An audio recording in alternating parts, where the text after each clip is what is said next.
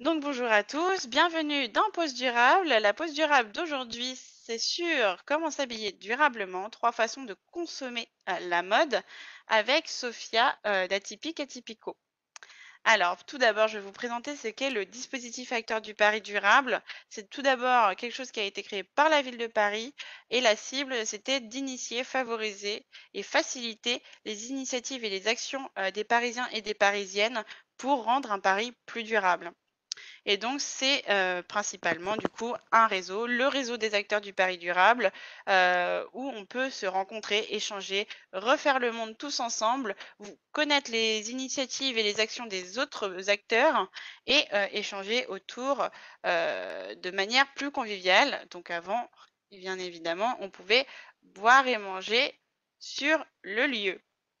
Donc, qu'est-ce que c'est le dispositif acteur du Paris durable? Vous avez plusieurs outils à disposition. Vous avez d'abord un site, le site acteur au pluriel du parisdurable.fr et ses réseaux sociaux, donc Facebook, Twitter et YouTube. Sur le site, vous pouvez retrouver des fiches pratiques, par exemple, sur comment mettre en place un troc, comment consommer durablement, comment s'alimenter durablement, comment faire ses cosmétiques, etc. Vous avez aussi la possibilité de voir tous les événements en ligne et en présentiel qui existent dans Paris et la région parisienne en lien avec les thématiques de l'environnement et de la transformation écologique. Et chaque mois, vous avez à la une un thème du mois. Ce thème, ce mois-ci, c'est sur la mode responsable, donc on est en plein dedans, avec des experts sur le sujet et une vidéo du mois sur un de nos acteurs. Et donc, on est plus de 6000 acteurs maintenant, avec par mois 18 000 visites environ. Vous avez aussi en outil le lieu. Le lieu s'appelle la Maison des acteurs du Paris durable. Elle se situe dans le 4e arrondissement de Paris. Et donc, du coup, c'est une grande salle au rez-de-chaussée qui peut accueillir une centaine de personnes pour des conférences ouvertes au public et bien évidemment gratuites, comme cette conférence en ligne. Et au premier étage, vous avez 3 petites classes qui permettent de faire des formations et des ateliers aussi gratuits au grand public. Donc, quand on sera rouvert, n'hésitez pas à y faire un tour sur notre site pour voir aussi les événements qui se passent à la Maison des acteurs du Paris durable. Et vous avez aussi des formats. Donc là, par exemple, si vous tapez hashtag Tisson Paris durable dans la barre de recherche de notre site internet, vous allez voir tous les acteurs qui ont participé à la campagne pour se mettre en avant et vous présenter des produits ou des ateliers liés à la mode responsable. Et vous avez sinon, bien évidemment, la conférence en ligne Pause durable que je vais vous présenter dans la prochaine diapo. Donc, les conférences en ligne des acteurs du Paris durable, c'est Pause durable. C'est un acteur du réseau. Donc aujourd'hui, c'est Sophia d'Atypique Atypico. Nous aurons 1 heure sur le sujet. Donc c'est un sujet thématique. Donc ça peut être aussi bien les conférences sur les cohabitations, sur la consommation, sur l'autonomie, sur les perturbateurs endocriniens, vraiment tous les pans de notre vie de façon plus durable et un moment de temps de questions-réponses et vous allez avoir accès bien évidemment sur notre chaîne YouTube toutes les pauses durables en rediffusion. En général, c'est 1 semaine après. Donc vous voyez un peu un exemple de toutes les pauses durables qui sont passées jusque maintenant. Les semaines prochaines, donc le mois d'avril, en mi-avril et fin avril, vous allez avoir un sujet sur les épargnes solidaires et éthiques avec en intervenant la nef et vous allez avoir un sujet sur la résilience en ville avec une de mes collègues. Et si vous avez un sujet, un projet à suggérer, vous pouvez m'envoyer un mail à acteur au pluriel du Paris durable @paris.fr avec comme objet projet pause durable. Et donc, nous pourrons discuter ensemble de voir si c'est faisable de faire une pause durable ensemble pour le présenter à d'autres personnes. Et donc maintenant, je vais laisser place, j'ai tout fini, je vais laisser place à Sophia d'Atypique Atypico pour nous présenter comment s'habiller durablement. Merci beaucoup d'être venu. J'espère pouvoir vous donner suffisamment de pistes aujourd'hui pour pouvoir vous habiller de façon plus durable. Mon nom est Sofia Linares, comme Eva l'a dit, et je suis cofondatrice d'un bureau dont l'objectif est de faciliter la transition écologique pour la mode, mais tout autre projet qui soit dans l'architecture intérieure que est la spécialisation de ma cofondatrice Christina. Christina est aussi ma sœur. Et notre objectif vraiment est de pouvoir mettre en place dans le plus court délai possible des produits ou des services qui soient dans le respect de l'environnement. Donc, on va aujourd'hui voir quel est l'état des lieux de l'industrie textile et de la mode. On va essayer d'identifier quels sont des leviers dans lesquels on peut essayer d'améliorer l'industrie en général en tant que société. Et après, quelles sont les actions qu'on peut entreprendre en tant qu'individu. Donc, des fois, ça va se mélanger, mais là, on va vraiment se concentrer sur trois initiatives qui vont vous permettre de mettre en place une amélioration immédiate de votre consommation de vêtements. Donc, l'état des lieux, c'est une des industries qui est les plus polluantes. Donc, on est parmi les trois premières industries.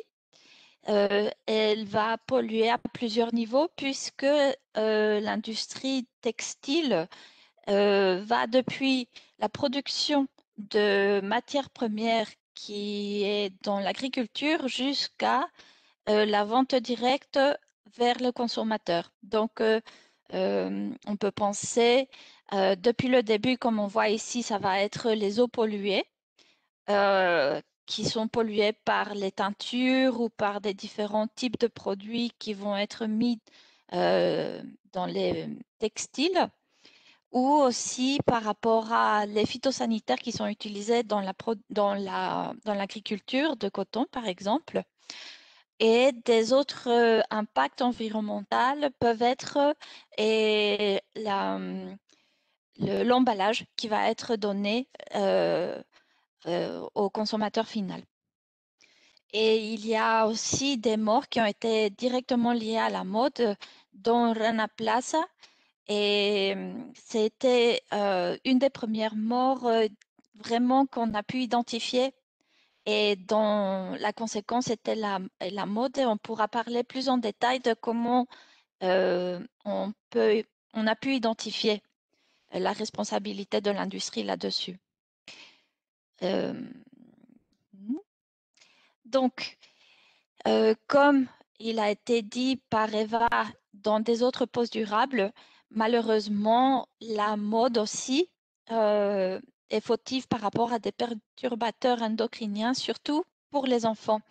Lors de le rapport de Greenpeace, on a identifié plusieurs marques de luxe qui avaient des produits qui perturbaient pardon,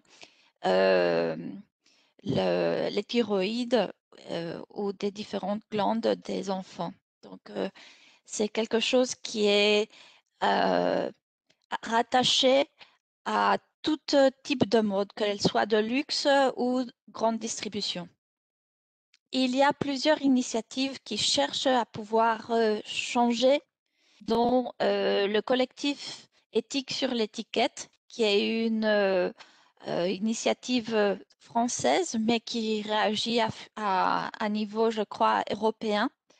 Cette campagne de sensibilisation qui s'appelait Solder, qui est la moins chère, l'objectif, c'était aussi de sensibiliser le consommateur final de leur pouvoir. Par votre consommation d'un produit, vous avez un énorme pouvoir sur l'industrie et de pouvoir dire non, ce type de produit, je ne le consomme pas pour X ou Y raison. Par exemple, quand vous consommez un produit qui est extrêmement peu cher, quelqu'un paye le prix à un moment ou à un autre, dont Rana Plaza.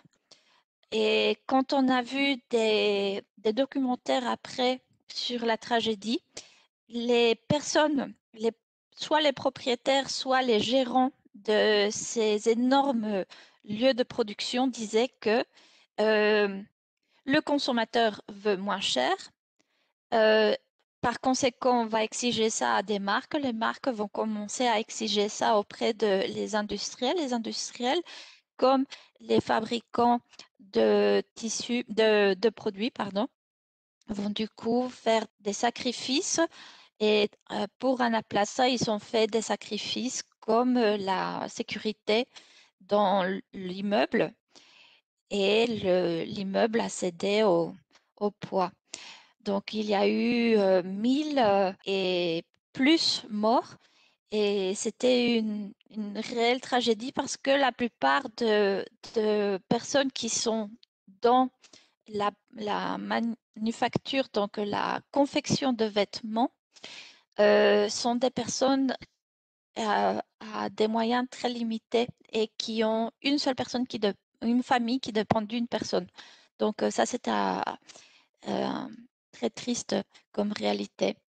Donc, ok, il y a plusieurs choses très, très nocives de l'industrie, mais il y a des leviers qui peuvent permettre une amélioration immédiate et importante sociétale à niveau mondial. L'industrie textile, comme j'ai expliqué, elle va depuis l'agriculture jusqu'à la vente et c'est un des plus importants employeurs du monde. La plupart des personnes qui sont employées sont des femmes. Actuellement, elles travaillent dans des conditions extrêmement précaires et si on exige à l'industrie qu'ils payent mieux ces femmes, un impact va être radical parce que une femme qui est mieux payée va investir immédiatement dans sa famille, dans ses enfants et dans sa nucléo social immédiat. C'est des études qui ont été étudiées et vous pouvez avoir plus d'informations sur, par exemple, les micro-prêts. On beaucoup d'études là-dessus de quels sont les impacts d'aider une femme économiquement.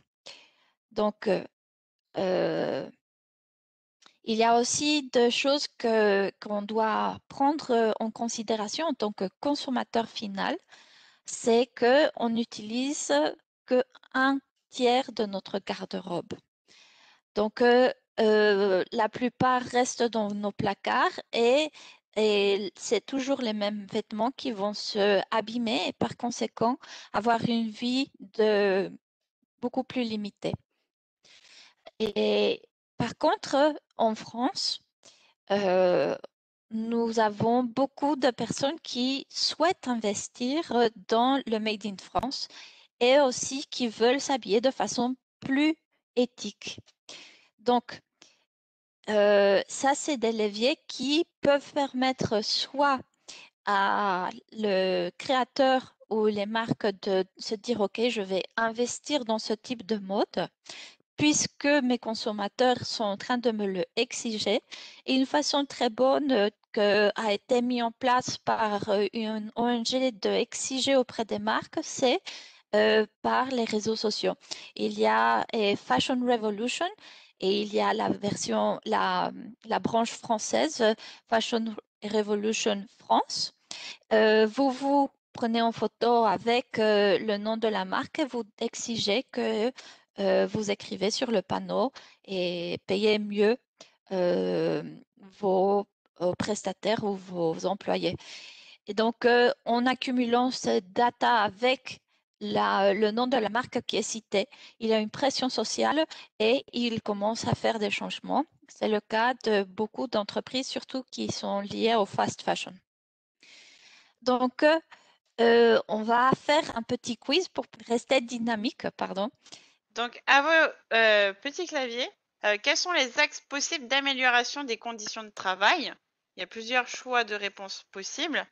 Donc, la première réponse, c'est l'industrie textile est l'un des plus importants employeurs mondiaux. Réponse B, 80% des travailleurs du secteur textile sont des femmes. La majorité d'entre elles travaillent dans les conditions précaires. Et réponse C, nous ne portons qu'un tiers de notre garde-robe et nous jetons 12 kilos de vêtements par an. Donc, pour l'instant, on me Oh, dit les trois. Oh, et une réponse. Ah bah bravo! Alors, on nous dit les trois ou B ou C, A, B, C. Donc, on nous dit les trois. je passe à la réponse.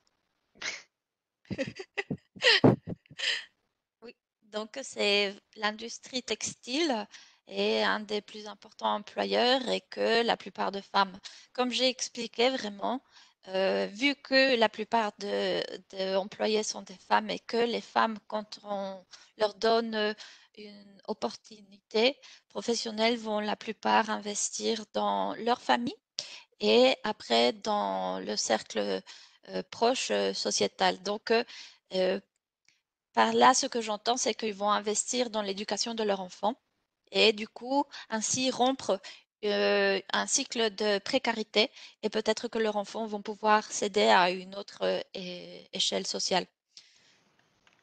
Donc, ça, c'est très important de pouvoir considérer puisque c'est ainsi que, en tant que société, on évolue. Donc, comme vous voyez, la mode est loin d'être superficielle.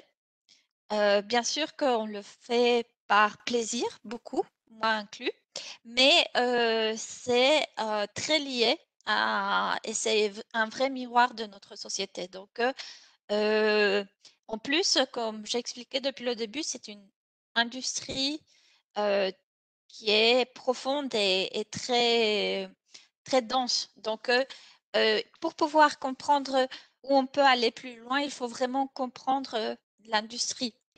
On va du coup vous expliquer aussi comment vous pouvez réagir en tant que consommateur. Il ne faut pas être un expert pour pouvoir comprendre et les vêtements, seulement avoir des notions.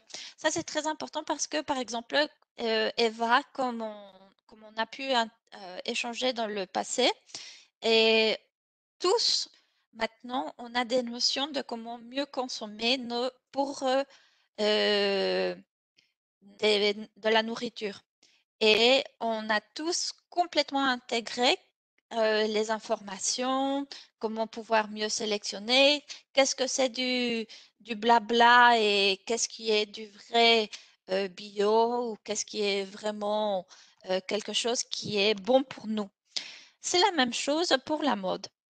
Comme vous avez vu, la mode peut être nocive pour vous, c'est-à-dire qu'il peut avoir des substances toxiques qui sont sur le vêtement qui vont immédiatement avoir un incident sur votre corps.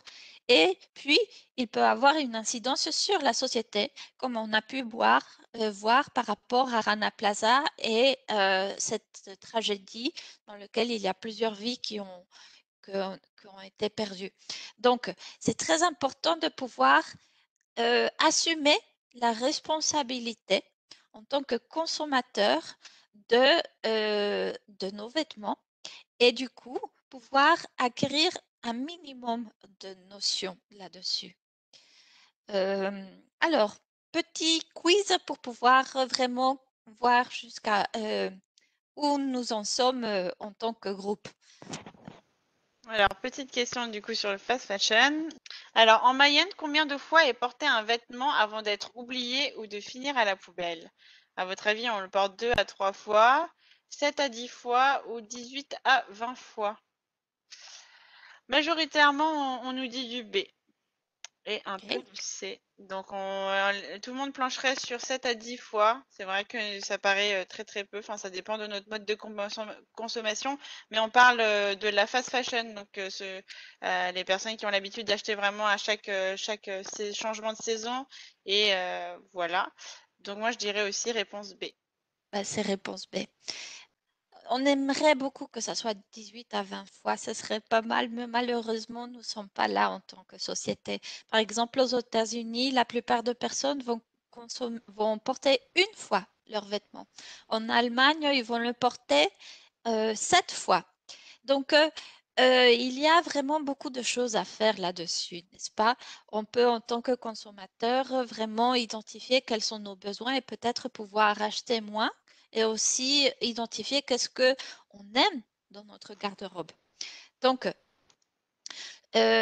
pour que vous compreniez qu'est-ce qu'est le mieux pour vous, je vais vous expliquer comment ça marche un petit peu, toute cette industrie et surtout par rapport à les tendances, en fait. C'est surtout le plus important. Je ne sais pas si, Eva, tu me confirmes, est-ce que tu vois mon curseur? Oui, je Parfait, vois ta souris. parfait. Alors, du coup, tout en haut de la pyramide, nous avons la haute couture. Après, nous avons ce qu'on appelle en France créateur, sinon c'est aussi designer. Maintenant, c'est assez intégré. Nous avons aussi après la fast fashion. Et puis, ça part avec la grande distribution. On peut l'insérer ici. Et puis ici, c'est des basiques, que ce soit en tant que vêtements ou des accessoires. Donc, plus on va aller vers le haut de la pyramide, plus on aura des produits qui vont être plus coûteux. Mais ce n'est pas qu'une question d'argent, c'est aussi une question de matière. Par exemple, en haut de la pyramide, on va avoir des matières qui sont rares, exclusives et même des fois uniques. Et aussi, c'est de la sur-mesure. Donc, le prix de ces vêtements sont inaccessibles des fois. Euh, ils sont à un prix moindre que ce qui devrait être parce que c'est des pièces, des œuvres d'art en fait. C'est l'accumulation de plusieurs artisans et tout ça, vous avez pu le voir dans plusieurs documentaires qui sont accessibles sur plusieurs de plateformes. Il y a un qui est très intéressant par rapport à Chanel et qui a, et depuis plusieurs années, investi dans les maisons d'artisans de haute couture et qui ont intégré leur, le gros siège. Donc ça, c'est quelque chose à mettre, à considérer. C'est la haute couture qui va en plus ou moins déterminer quelles vont être les tendances et va influencer le reste de la pyramide qui va en dessous. Donc, par exemple, pour vous donner une idée, quand nous avons ce qu'on appelle des marques de luxe ou quelque chose comme ça, ils vont faire la production et le design un an en avance. Et donc, ce que vous voyez en tant que consommateur, par exemple, des campagnes de publicité, elles vont être 3 mois avant la saison, mais il y a déjà eu 9 mois avant pour pouvoir la produire. Ça vous donne une idée que les tendances que vous voyez en haut dans les 3 premières étapes existent depuis un an ou plus. Donc, quand vous avez la fast fashion, pardon, pas les 3 premières, les 2 premières. Quand vous avez les tendances qui sont pour la fast fashion, c'est immédiatement pour la saison de ce qu'on a vu annoncé par les créateurs ou la haute couture. Donc, sachez que la tendance que vous allez utiliser a une vie très courte. Et donc, vous allez être très vite ennuyé par vos vêtements. Suivre les tendances et a une répercussion immédiate dans votre consommation en tant que consommateur durable. C'est pour ça que il vaut mieux euh, identifier quel type de consommateur on est pour pouvoir euh, avoir des leviers de... Et ça, on va essayer de l'identifier tout à l'heure. On va aller directement vers les matières. Comme j'ai expliqué ici, euh, plus on est en haut, plus les matières sont de meilleure qualité. Et malheureusement, la fast fashion et le reste de la pyramide sont des matières qui sont moins bonnes. Donc ici, on va voir le quiz de matière. Alors, quelles sont les fibres les plus utilisées? Donc, il y a plusieurs réponses possibles. Donc, réponse A, le coton, réponse B, le polyester et réponse C, le tencel ou tencel, qui est Tencel. un type de viscose. Donc, on nous dit souvent le polyester, polyester ou coton polyester. Voilà. Très bien, bon, ben, vous avez raison. En fait, c'est le coton et le polyester. C'est surtout le polyester qui est la fibre la plus utilisée mondialement. Après, ce n'est qu'en deuxième, le coton. Il faut savoir que le polyester, c'est une matière qui est synthétique, donc produit par l'être humain, issue de pétrole, et le coton qui est une fibre naturelle, mais qui est une agriculture industrielle et assez nocive. Donc, pour pouvoir, il y a plusieurs informations qui ont déjà été dehors. Peut-être que vous avez des notions de quel est l'impact du coton dans l'environnement.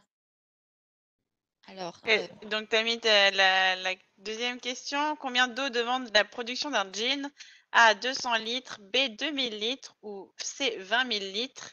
Alors, on va dire que ça se titille entre 2000 et 20 000 litres, c'est vraiment pas du tout la même quantité d'eau. Donc, ouais, c'est vraiment 50% entre 20 000 litres et 2000 litres. euh, là, hélas, c'est 20 millilitres. Donc, pour vous donner une notion de combien c'est, ça prendrait 27 ans pour une personne de boire cette quantité d'eau, sachant qu'un être humain doit boire 2 litres par jour. Donc, c'est énorme comme quantité. Et ça, c'est pour un jean. Donc, quand vous consommez un jean qui est jetable, comme la mode jetable fast fashion, et vous êtes en train de jeter 20 millilitres d'eau qui ont été nécessaires pour le produire. Donc, bien sûr que pour le jean, quand on parle de production, on est en train de considérer non seulement l'agriculture du coton, et puis les lavages. Mais le coton est extrêmement énergivore. Pour pouvoir faire un jean, il faut euh, 20, 20 mètres carrés de coton. Donc, ça, c'est quelque chose de prendre en considération que il vaut mieux acheter un jean que vous allez garder pendant 20 ans, 15 ans, et qu'un jean pendant 10 jours. Alors, on y arrive finalement. Quelles sont les actions qu'on peut entreprendre en tant qu'individu? Alors, comme j'ai dit, il faut vraiment être sincère avec soi-même et identifier quel type de consommateur on est. Donc, la première étape est de faire le tri chez soi. Par exemple, moi, je sais que je dois vraiment vider un tiers de mon garde-robe. Euh, la plupart de mon garde-robe, c'est du vintage, mais je ne l'utilise plus. Donc, il faut voir, être sincère avec soi-même et se dire, OK, ça, même si je l'adore, je ne le porte plus depuis 5 ans. Et donc, qu'est-ce que je peux faire avec ça? Il faut aussi voir, par exemple, il y a beaucoup de personnes qui vont se utiliser les vêtements comme expression de sa personne ou de son état d'esprit ou quelque chose comme ça. Et oui, Maria Kondo, exactement. Elle a une très bonne façon de pouvoir faire le tri. C'est de, est-ce que est-ce que ça me donne, est-ce que ça me titille encore? Oui, c'est une très bonne façon de s'y prendre, mais des fois aussi, il faut être un peu plus radical aussi par rapport à les vêtements parce que en tant que société, on accumule un peu trop de vêtements. Donc là, il faut vraiment se demander aussi, pourquoi pas, si on aime s'habiller pour séduire les personnes autour de nous, demander, est-ce que tu penses que ce vêtement me va encore? Et si c'est ça ce qu'on aime, il faut aussi être capable d'écouter ce que les autres personnes veulent. Si on s'habille pour soi, bah écoutez, alors du coup, on n'a rien à demander à personne. Mais il faut se poser cette question et c'est par là où j'entends introspection. Il faut vraiment se dire, si je m'habille pour pouvoir m'exprimer, quels sont ces produits qui cherchent vraiment à m'exprimer le mieux possible pour moi? Est-ce que je le fais pour... euh, bon, ça, on a un petit peu fait la boucle là-dessus. Si je consomme beaucoup de vêtements parce que c'est mon moyen d'expression, une bonne façon de pouvoir s'y prendre, c'est de prendre des vêtements qui sont issus d'un circuit beaucoup plus court, mais durable. Les friperies, les vintage, ça c'est une très bonne solution. Donc, une autre solution, c'est de pouvoir aussi faire du troc. Donc, qu'est-ce qui se passe avec le troc? Le troc est quelque chose qui est assez nouveau par rapport à la plupart, pour la plupart des gens, mais aussi c'est quelque chose qui est très ambigu par rapport à la plupart. Le troc n'est pas un vide-grenier. Le troc, c'est quelque chose qu'on peut faire auprès de ses amis et on va ramener des vêtements qu'on ne porte plus, mais aussi, par exemple, personnellement, moi, je préfère sélectionner des vêtements parce que mes amis, je n'aimerais pas leur montrer des vêtements qui sont tout abîmés. C'est aussi quelque chose qu'on peut utiliser comme excuse pour pouvoir se voir. Bon, de nos temps, on ne peut pas vraiment se voir, donc peut-être échanger par les réseaux, s'envoyer un petit colis. C'est sympa aussi. On peut utiliser les anciens moyens de communication pour pouvoir s'envoyer des petits clins d'œil. Donc, ce qui est très important par rapport à les trocs, c'est que ce n'est pas nécessairement que des vêtements. Par exemple, il y avait une initiative d'une jeune femme qui s'appelait Récup de fibres. Il y a encore quelques pistes sur Internet là-dessus, mais quand elle a commencé son initiative de troc, et elle avait troqué des vêtements pour son logo ou une illustration d'elle. Donc, il faut être très flexible et il faut aussi être très clair, hein. Moi, j'ai pas besoin d'un vêtement. Est-ce que tu as une bouilloire? Voilà, on peut échanger au-delà de vêtements. Et j'ai envie de aussi vous soumettre une autre piste que utilisent les réseaux sociaux. Donc, sur Dressing Smart, Eva va vous mettre le lien sur le chat Oui. par rapport à le website. Et Dressing Smart, le but, c'est de pouvoir utiliser les réseaux sociaux pour pouvoir échanger. Et donc, disons, vous créez sur Dressing Smart, vous créez un événement, vous pouvez aussi créer une discussion et vous mettez une photo des vêtements que vous voulez échanger et les autres personnes qui sont dans le réseau vont vous répondre et proposer un autre vêtement ou un autre produit ou même un service. Venir et je sais pas, peindre votre maison si vous êtes en train d'échanger une pièce rare et qui sait. Il faut aussi accepter que les personnes vont donner un différent prix à leurs vêtements et peut-être que ça peut aussi mettre une discussion très intéressante. Il faut être flexible et aussi beaucoup respecté dans le troc. Donc, ça, c'est très intéressant en tant que dynamique sociale. Et du neuf. Alors, c'est très important de considérer que le neuf n'est pas nécessairement tout neuf. Il y a beaucoup de belles initiatives qui sont de vêtements neufs, donc tout neuf. mais il y a des vêtements qui peuvent être issus de friperies ou de vintage. Alors, est-ce que quelqu'un connaît la différence entre le vintage et la friperie? Alors pour l'instant, on nous dit non.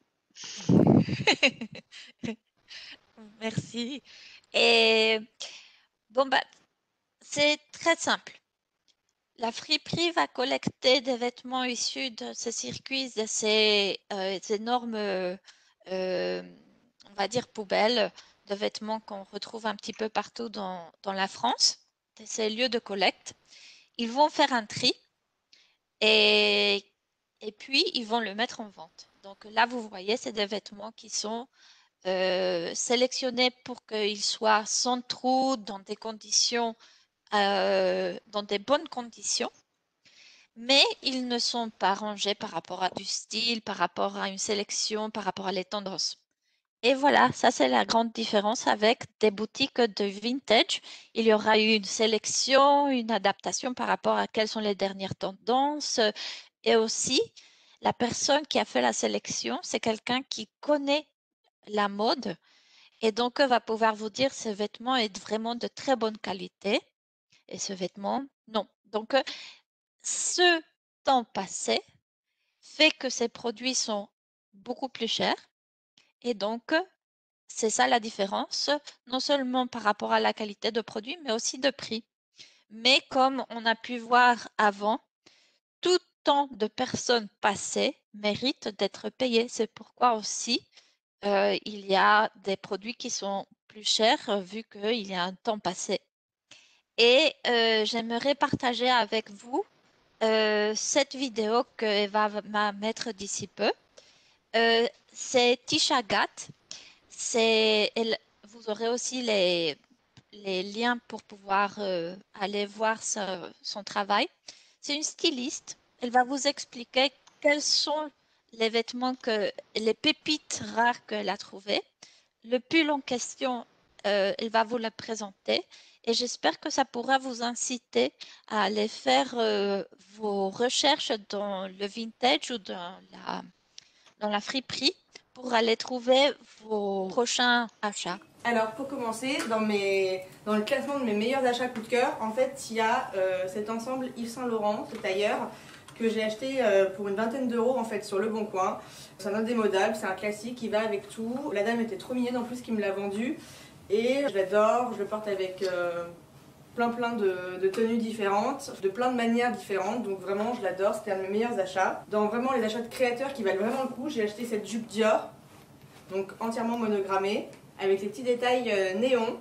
Et celle-là, je l'ai achetée 15 euros sur Le Bon Coin il y a 2-3 ans. J'ai regardé un petit peu sur Vinted et elle en vaut aujourd'hui plus de 200-300 euros. Donc c'était une super bonne affaire. Et en plus, c'est une pièce genre iconique vraiment de chez Dior. Ce petit blazer Yves Saint Laurent variation. Vous avez été nombreuses quand je le mets sur Instagram à m'envoyer plein de messages comme quoi vous trouviez trop beau. Et en fait celui-là je l'ai acheté à la friperie solidaire lors d'une vente en fait de grande marque et je l'ai payé 20 euros et je l'adore, c'est une pièce forte, elle accessoirise n'importe quelle tenue donc vraiment trop cool. Dans vraiment des pièces d'exception il y a ce pull qui est un Saint Laurent rive gauche.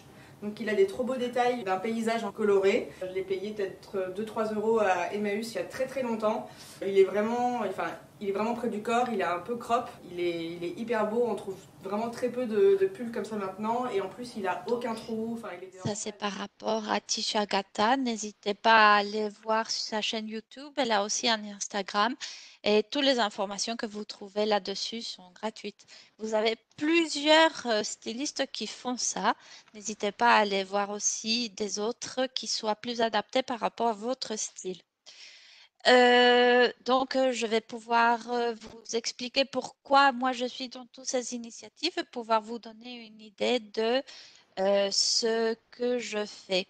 Donc, comme je vous ai dit, je suis un bureau d'études environnementaliste. Ma mission, c'est de vraiment implémenter dans le plus court délai une transition écologique. On a travaillé avec plusieurs designers ou identités.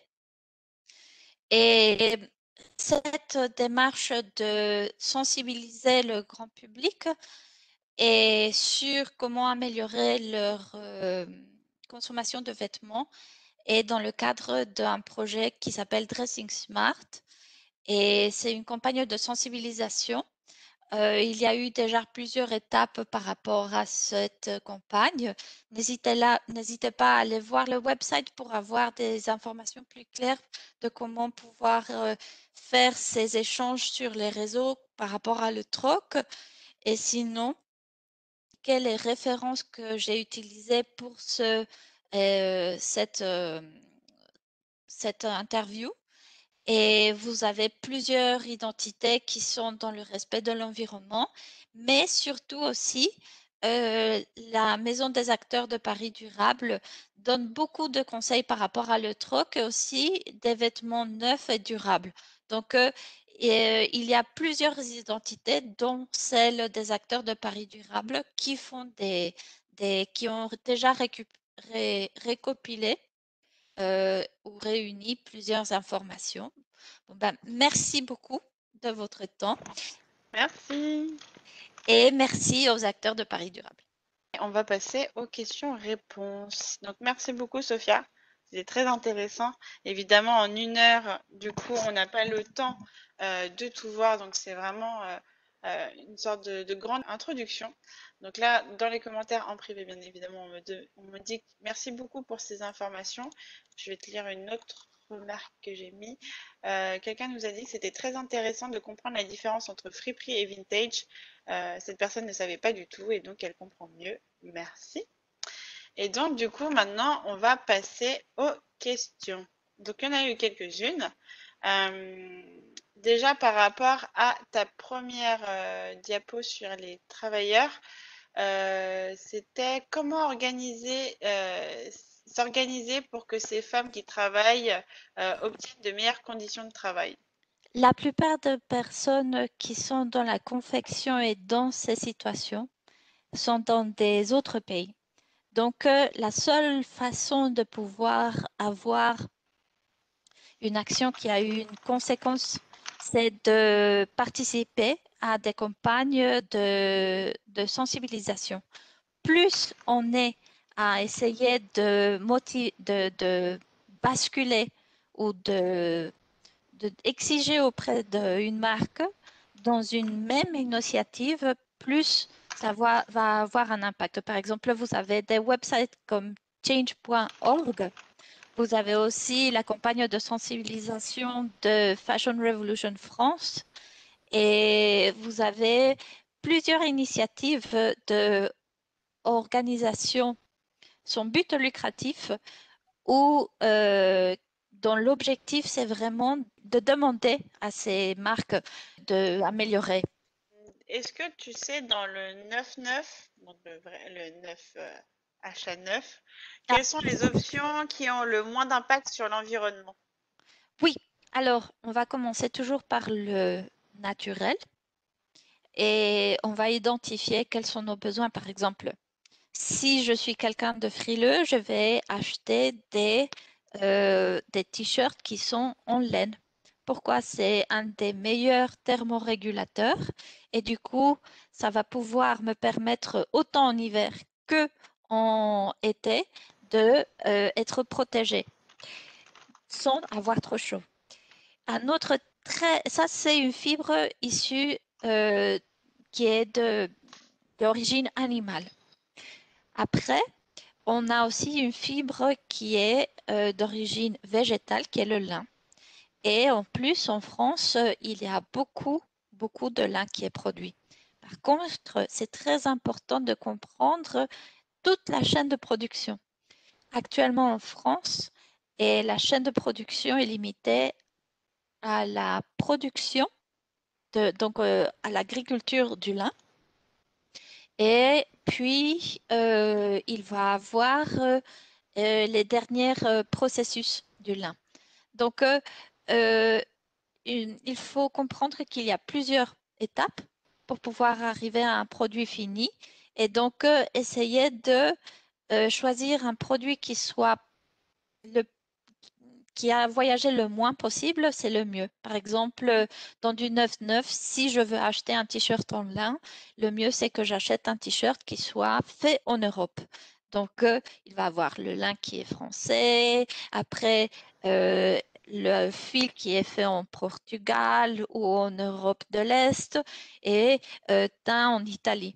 Et puis, amené au consommateur en France ou ailleurs. Donc ça, c'est très important de pouvoir pro- euh, assumer la responsabilité et se informer de toute la chaîne de production.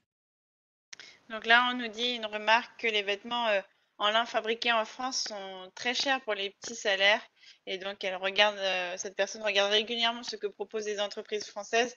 Mais c'est ce que disait Sophia tout à l'heure, c'est que pour un moment casser le fast fashion et donc d'acheter beaucoup de choses pas chères et de les jeter plus souvent, peut-être du coup commencer à économiser pour acheter quelques pièces beaucoup moins nombreuses, vu qu'on n'utilise que un tiers de notre garde-robe, de peut-être payer comme dans la nourriture, de payer plus cher en consommant moins, mais de qualité et qui vont durer plus longtemps. Mais c'est vrai que ça dépend et plus ça va se démocratiser, plus les prix, on va dire, vont baisser. Donc, faut attendre aussi et peut-être pas acheter directement dans le plus cher tout de suite, mais peut-être déjà commencer par le lin avant de faire vraiment le lin français, fait localement, à la main, etc. Vous pouvez y aller étape par étape. Oui. Ou le Euh, vintage. oui, ou le vintage, c'est vrai. Notre famille cherche à s'habiller avec des vêtements solides qui tiennent dans la durée. Nous avons des petits salaires et nous ne trouvons pas de commerce vendant des vêtements solides et accessibles aux petits salaires. Pouvez-vous donner des pistes? Quel est le type d'utilisation que vous faites de vos vêtements? Je pense que c'est dans la vie de tous les jours. Il n'y a pas De tous les forcément. jours? Ah ben, il n'y a pas mieux hein, que la fripe, hein. Moi, beaucoup de mes vêtements viennent de la fripe, comme de Tishagat. Et il y a des produits qui sont extrêmement de bonne qualité, qui viennent de la fripe. Hélas, il faut passer du temps là-dedans. Il faut aussi lire les étiquettes. Ça, c'est très important de lire les étiquettes. Après, une autre piste, euh, ça peut être les fins de série. Donc, vous allez à des marques des marques qui sont beaucoup plus, qui sont de luxe et vous achetez la fin de série de ces marques. Ça aide parce que c'est un produit qui a déjà été acheté produit et donc il vaut mieux lui donner une vie qu'il finisse à la poubelle parce que ça a un impact environnemental pour tous. Sinon, il y a sur les sites d'échange entre particuliers ou par exemple donc des sites d'échange de particuliers de vêtements ou d'objets et de vêtements. Donc, je vais pas citer les marques, mais vous avez beaucoup d'applications où, par exemple, pour les habits d'enfants dans les premières années de leur vie, je connais beaucoup de gens qui achètent sur ce genre d'application-là. Et pareil pour ensuite enfin les vêtements que vous utilisez plus, vous les mettez en vente et vous pourrez racheter ou faire un troc avec ces personnes-là sur ces applications-là. Exactement. Et donc, on nous dit par rapport à ta réponse, comment on est au courant des fins des séries quand on n'est pas du tout consommatrice de la mode? Ah ah. Alors, il y a des, des boutiques qui sont spécialisées là-dessus. Donc, on fait Google et boutique fin de série. Il y a, après, il y a des plateformes de vente qui sont spécialisées là-dessus. Je ne veux pas non plus citer qui elles sont, mais c'est la même chose. Plateforme de vente et fin de série, Google, il vous dit toutes les options. Google, c'est d'ailleurs, il y a aussi des autres identités, Bing, Ouais. Eco, Oui, Cosia. Ecosia, pour citer quelques-unes, mais il n'y a pas que cette initiative. Mais seulement pour répondre à cette famille qui a un budget limité dont je m'identifie, moi j'ai un enfant et c'est difficile avec les enfants parce qu'ils grandissent d'une façon tellement exponentielle et en plus dans une durée tellement courte. Des fois, un mois est radical. Ils ont déjà pris 4 centimètres. Et donc, euh, je me suis retrouvée avec une question dernièrement à me dire, OK, est-ce que j'achète des, des vêtements qui sont très mignons, très petits, très mignons, ou et qui ont le label Ecotex, où j'achète un produit qui sont pour les petits bouts de ces petits enfants et du coup, mais c'est du coton bio, pardon. Et donc j'ai opté pour le coton bio parce que idéalement, et le coton produit dans le monde devrait être bio. Donc, j'ai décidé avec mon argent d'aller plutôt vers cette dynamique. Et en plus, c'était moins cher. Donc, et ça cochait les deux cases. Pour la solution, alors on sait que même si on n'est pas adepte du fast fashion et tout, en tout cas pour les collants, c'est vraiment quelque chose qui revient souvent et qui vraiment se casse limite au bout de une ou deux fois. Est-ce que tu as des solutions pour les collants Oui. Donc, et c'est comme toujours, identifier son besoin. Il y a beaucoup de Parisiennes qui utilisent les collants sous les jeans pour être chaud. Donc, et si ce qu'on a besoin, c'est d'être chaud, peut-être acheter, investir dans un collant un peu plus onéreux, mais qui va durer plus et qui va réellement tenir chaud, qui est en laine, ou un mélange de autre que laine. Et ça aussi, je ne vais pas citer des marques, mais ce sont des pièces d'investissement, mais qui durent énormément de temps. Bien sûr, en respectant comment on doit les laver correctement. Tous les produits viennent avec des conseils d'entretien, donc respectez ces conseils d'entretien. Et puis par rapport à les autres collants, et moi, j'ai visité une friperie en Uzès qui avait un stock de vieux collants. Et parce que ces collants étaient de, dans le temps, avec un plastique qui était de meilleure qualité, malheureusement, on fait des produits qui sont très périssables et ben, mes collants, ils durent. Donc, et tout dépend de quel type de besoin vous avez. Vous avez beaucoup d'options là-dessus. Sur les collants, essayez d'identifier quels sont les besoins. Ok. Il y a une question de quelqu'un qui nous dit, est-ce que tu as des conseils à donner pour les achats de type tissu pour la couture? Donc, par exemple, si on veut faire nos propres vêtements, est-ce que tu as des conseils sur quel tissu favoriser, que ce Ah, soit à la fois solide, responsable et moins énergivore pour l'environnement? le tissu pour le particulier est un peu limité. Euh, il y a plusieurs initiatives qui vendent des fins de rouleau. Donc, il va avoir une marque qui a acheté X quantité de métrage. On va aller par les 20 000 mètres. Les fins de rouleau vont être 100 mètres. Et ces 100 mètres, qui sont trop petits pour pouvoir faire une production qui n'ont pas été utilisés, vont être vendus à une ONG ou initiative éco-responsable. Il y en a plusieurs. Il y a une en Pantin qui vend des fins de rouleau, mais c'est pas la seule. Il y a plusieurs initiatives qui font ça.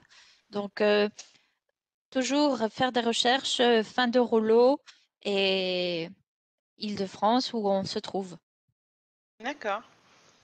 Et du coup, alors, du coup, là, ça, je sais pas si tu as fait tes études en France, mais quelqu'un demande, comme il y a des étudiants ici, existe-t-il des débouchés pour un profil bac+3 dans la mode éthique et des vêtements éco Bon, bah, je vais faire aussi mon moment de com. Et ça va me permettre. Le 30 avril, auprès d'une autre initiative de la ville de Paris et la Cité de la Science, je vais donner une conférence par rapport à les métiers du futur. Euh, les métiers du futur, pour quelqu'un qui est Bac+3 issu de la mode, ça va être designer 3D et dans des identités qui font de la vente en ligne. Il y a aussi de plus en plus de euh, magazines qui travaillent là-dessus aussi. Il faut les identifier et ça marche aussi beaucoup. Si on ne sait pas faire de design 3D, il y a des Fab Labs en Île-de-France ou en France ou en ligne euh, et des logiciels gratuits qui vous permettent de mettre en place ça. Ça, c'est très important aussi à identifier. Autrement, c'est difficile hein, pour les gens qui sont les designers actuellement se retrouvent dans une position très difficile. Et j'étais prof dans une école de mode. On a beaucoup parlé de là-dessus, mais je pense qu'il y a beaucoup de pistes dans le digital. Il ne faut pas hésiter. Il faut aussi se dire que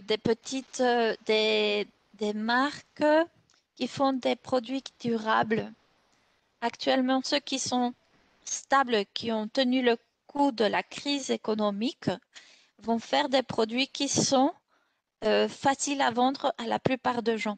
Pourquoi? Parce que ça leur permet de garder une stabilité économique. Ça explique aussi pourquoi il n'y a pas beaucoup de vêtements qui sont accessibles à le budget de tout le monde et qui soient créateurs. Parce que quand on fait du créateur, comme vous avez vu dans la pyramide de design, ça va répondre à une petite quantité de personnes et du coup, ça met en danger les personnes qui font des produits qui sont de matière plus chère ou qui payent correctement les confectionneurs. Donc, ça aussi, il faut prendre en considération.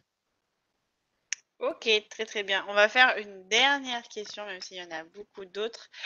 Euh, Pourquoi les vêtements élaborés localement, et donc en termes de matières premières et de fabrication, c'est pas si développé que ça? Justement, comme on disait tout à l'heure à une des spectatrices, comment pouvoir s'habiller localement et alors que les prix sont vraiment très très chers, pourquoi c'est pas assez développé?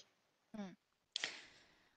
En tant que société, on voulait des produits qui nous permettent répondre à nos rêves, donc être habillé à la dernière tendance et, euh, et pas cher. Donc, le problème, c'est que ça nous a poussé en tant que société à mettre en place une production dont la plupart de étapes industrielles se passent en Asie.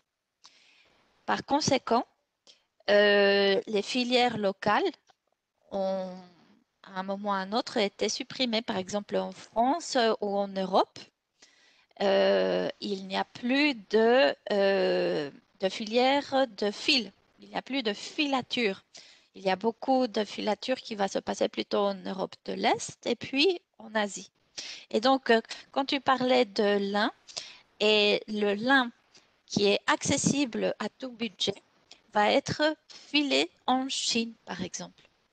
Et donc, de le fil qui était produit en Europe, la matière première va voyager jusqu'à Chine et puis revenir pour être teinte ici en Europe. Donc, euh, quand ces filières n'existent plus depuis 30, 40 ans, donc c'est très difficile de pouvoir les repatrier en France. Non seulement ça, sinon qu'il faut aussi tenir en compte que beaucoup de métiers ne sont plus acceptés par la plupart de la population. Et donc ça fait aussi que c'est difficile de mettre en place une filière en Europe. D'accord, super. Donc, je vais te dire une dernière remarque d'un de nos spectateurs. On me dit que tu es une mine d'informations pour tous et toutes. Et donc, c'est super top. Donc, merci. Merci. Et on va finir sur cette très belle remarque et on va vous dire à très très bientôt. Merci beaucoup, Sophia. Bye bye. Ciao, merci à vous tous.